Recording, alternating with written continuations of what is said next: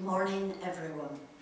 I'm Linda Smith from the Humanist Society Scotland, and may I offer you all a very warm welcome as we come together in love and friendship to pay tribute to and celebrate the life of Marjie McD, affectionately known to some of you as Margie, the beloved wife of the late Tom, a loving mum to Lorna and Brian, a devoted granny to Danny. She was also a much respected mother-in-law to Brian and Trudy, a sister, aunt and good friend to many. Whilst today is an extremely sad day, it is also a day to reflect on a life well lived and to give thanks for everything she meant to you as we say goodbye to her.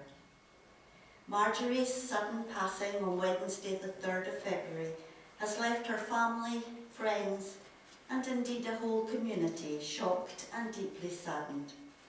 She has touched each of you here today in some way, and she's left a mark on your lives forever and a space in your hearts that cannot be filled. For me, it is an honour to have been asked to lead this tribute today, and at this very difficult time, we know that those unable to be with us will have you all in their thoughts as they are in ours. I hope that our ceremony will help you all to focus on the lovely person she was, and perhaps even to smile as you bring to mind some of the things she gave you in life. Her time, her wise words, her friendship, and her precious legacy of love. Her family have asked that today, rather than dwelling on sadness, let us, through words, music and poetry, celebrate the life of a woman for whom her family was her life. A strong woman with a dry, sharp sense of humour, who called a spade, and you certainly knew where you stood with her. She didn't suffer fools gladly, and if you were in trouble with Marjorie, then you were in trouble. She was also a compassionate, kind and generous-hearted lady who would do anything for you if she could, who loved her garden and was particularly fond of roses, but she wasn't one to take pleasure in receiving bunches of flowers. To her, flowers should be allowed to grow and flourish naturally. Who hated being cold, the house was always roasting, and there she would be sitting on the edge of the fireplace. Every time we visited her in the street, the TV, her chase,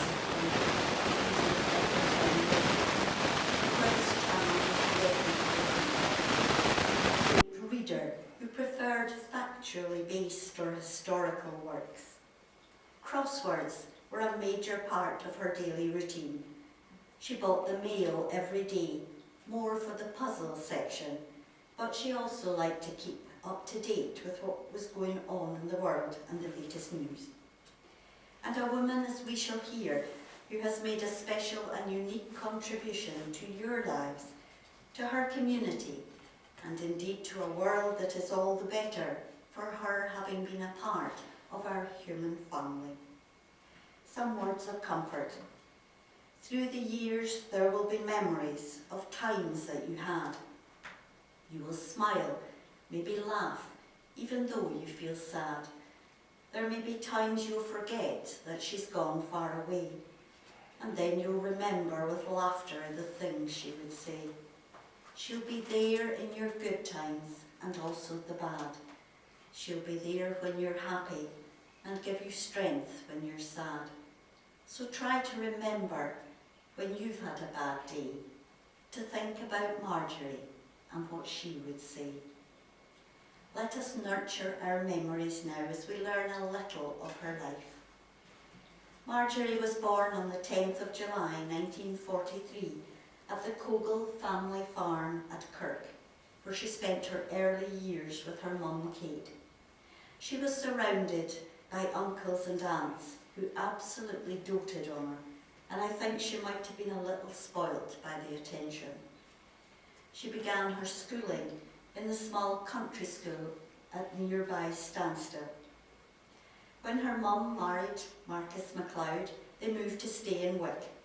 She missed life at the farm very much, but she was soon joined by her brother Sandy, followed by Maureen, Trina and Stevie.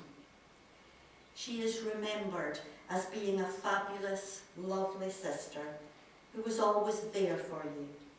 She was full of fun and as a child had quite a wicked sense of humour.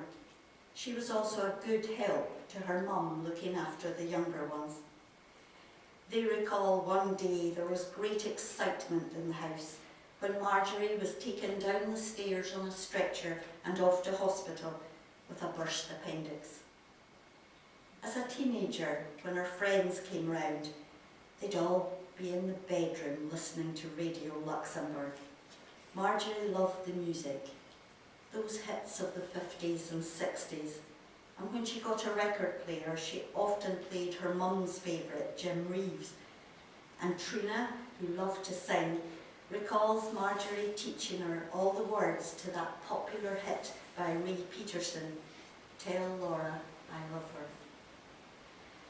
When Marjorie and her friend were getting ready to go out for a night out, the young ones would be fascinated watching her best friend Edith with her eyeliner on that made her look like Dusty Springfield. And they both seemed to be wearing hundreds of petticoats, but they did look so glamorous. Marjorie always looked stunning. Her love of life and that sparkle in her eyes radiated from her. And there was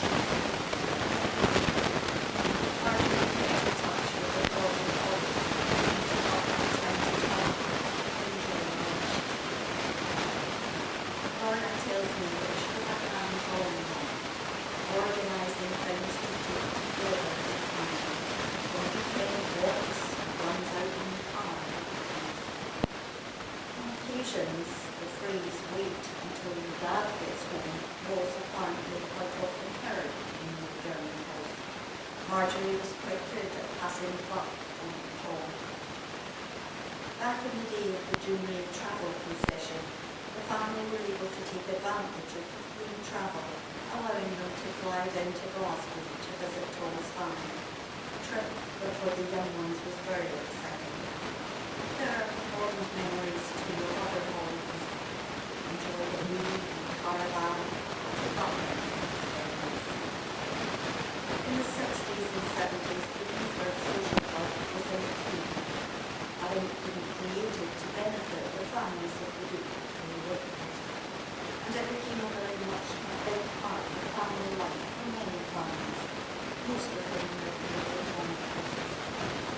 Tom and Marjie were heavily involved in the club, helping in its day-to-day running. It offered the opportunity for the adults to take up sport, enjoy the social side of meeting friends in the bar, to dance, or to reading. For the children, there was Marjorie enjoyed playing darts, and then along with Tom, she began playing tin and bowling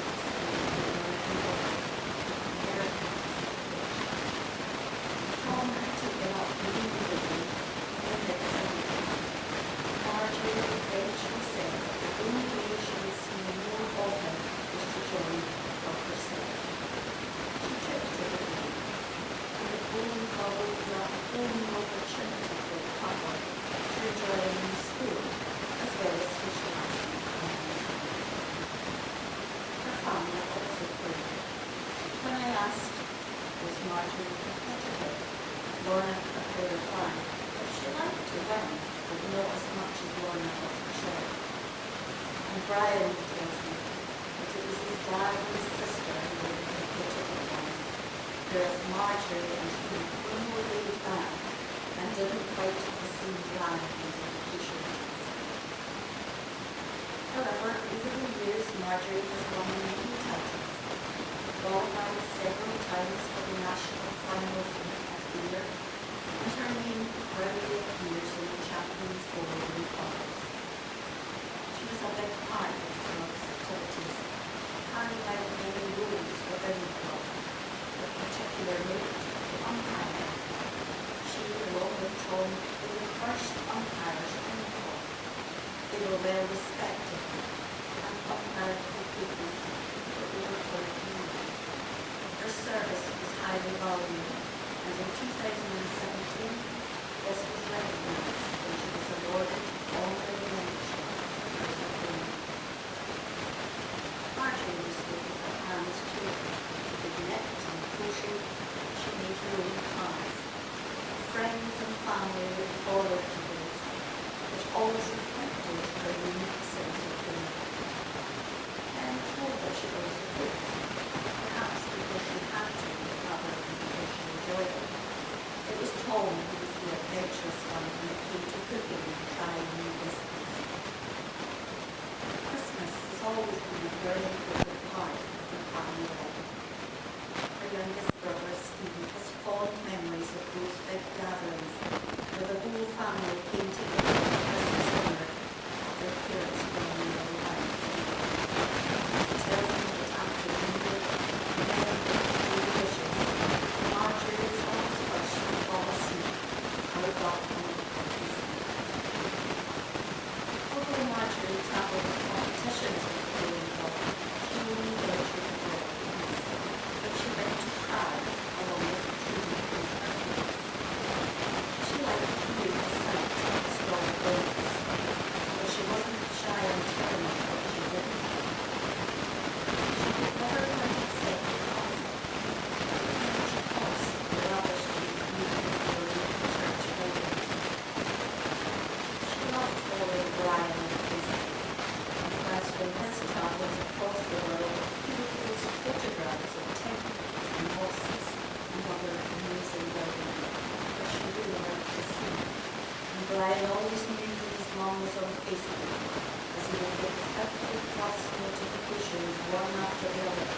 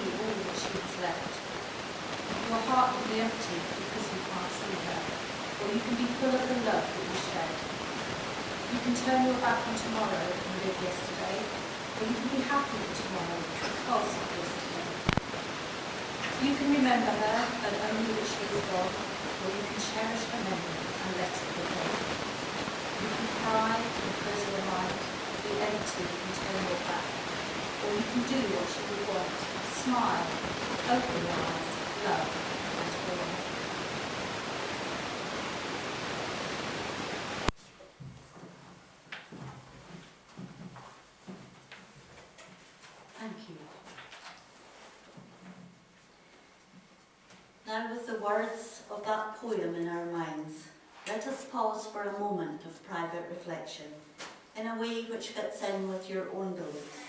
And remember Marjorie, what she meant to you and how she has touched your lives. And we will listen to this lovely track. It is the Proclaimers and Sunshine on Leith.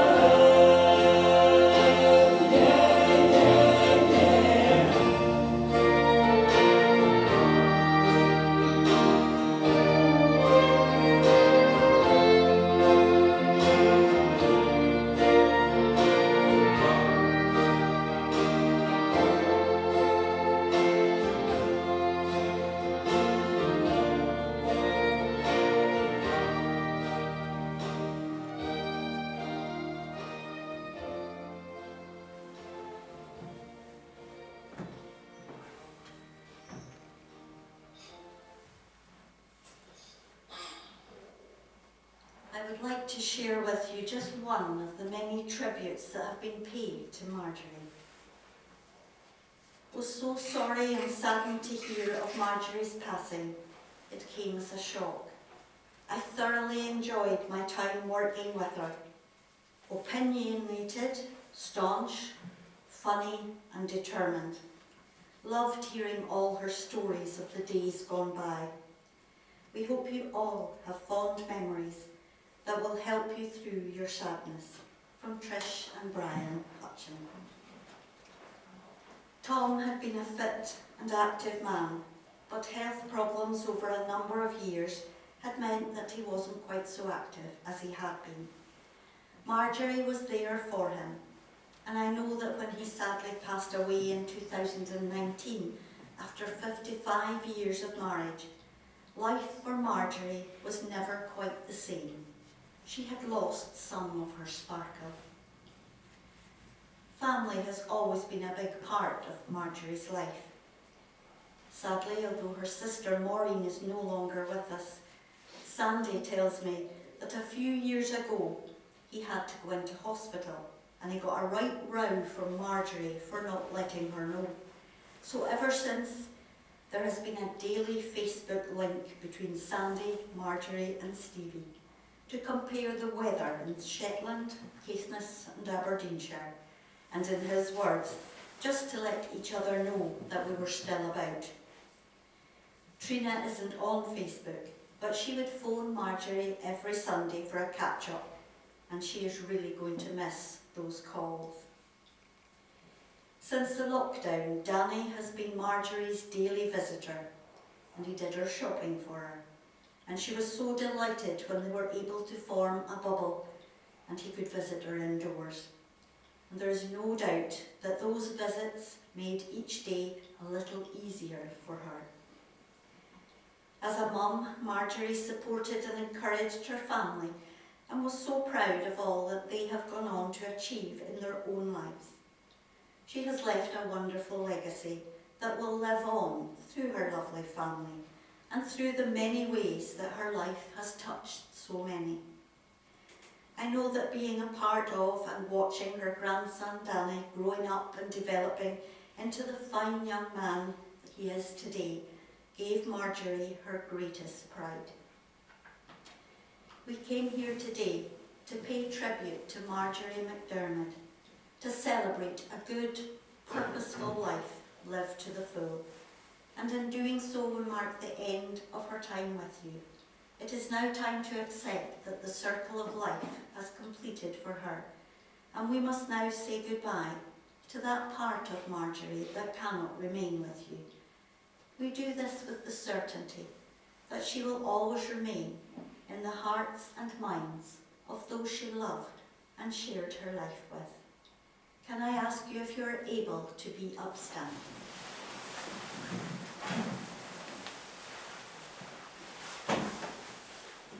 Marjorie, for your great love for your family, for your loving and kind ways, your loyal friendship, and for all those special and unique aspects of your character, you will be remembered.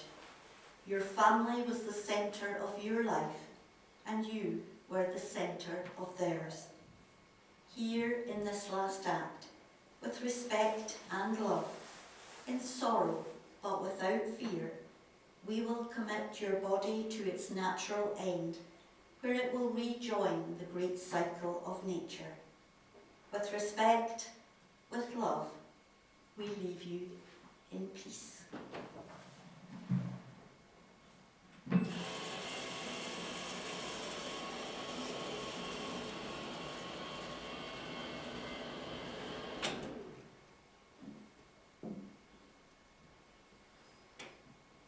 Please be seated. On behalf of the family, I'd like to thank you all for joining us here today and for all the expressions of sympathy extended to them in so many ways. Special thanks to the ambulance team and the staff in the Rosebank wing of the Caithness General Hospital for the professionalism, compassion and kindness shown to Marjorie and to her family during her time in their care. Donations in her memory will be gratefully accepted in aid of the Rosebank Wing and can be made via the address on your service sheet today. Let us remember that it was all of you here, her dear family and friends, who gave Marjorie's life its meaning. She knew that she could depend on all of you for support and strength when she needed it. With that in mind, I hope that you are able to find that same strength in each other and carry on with an appreciation of her life and how her presence has enriched your own lives. Those of you who shared your lives with this lovely lady will certainly miss her, but you will be able to take comfort in knowing that you will always be able to look back on Marjorie's life with fondness because you were such a great part of it. Remember her not with a heavy heart, but with a glad heart, as you recall all the love, the laughter, the happiness she brought to you. And I hope that as you return to living your own lives, you will never be afraid to say her name. Talk of her often. Repeat the things she used to say. Treasure those special, lovely moments you shared and enjoy your memories of her. In that way, she will live on for each of you. The words of this poem seem fitting for Marjorie today. A woman is a success who has lived well, laughed often and loved much, who has gained the respect of intelligent men and women and the love of children, who has filled her niche and accomplished her tasks, who leaves the world better than she found it, who has never lacked appreciation of earth's beauty or failed to express it, who looked for the best in others and gave the very best she had. And as we come to the close of our ceremony today, let us listen to this lovely track chosen by the family. And it's John Denver and Annie's song. Thank you all and travel safely home.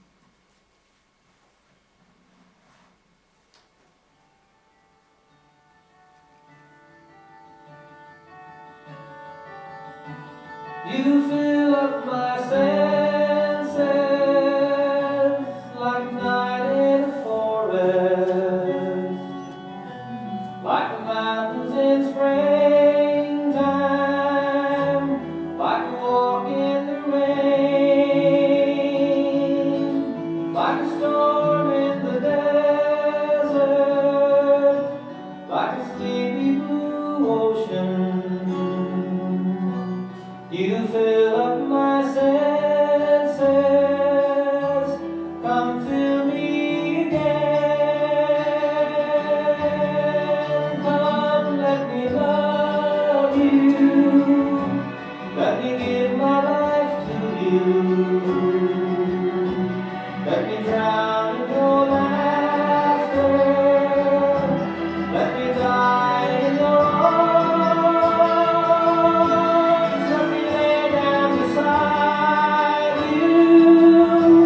Let me always be with you.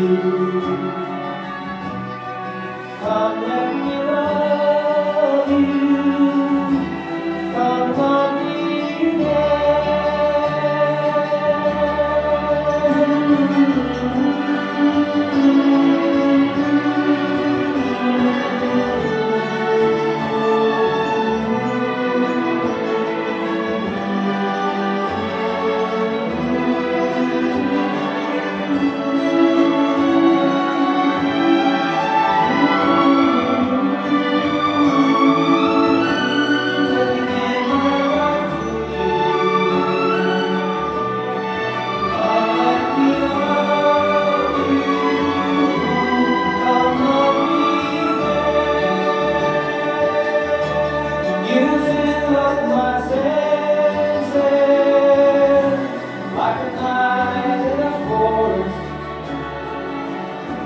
like the mountains in springtime,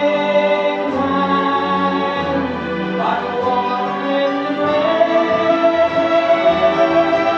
like a storm in the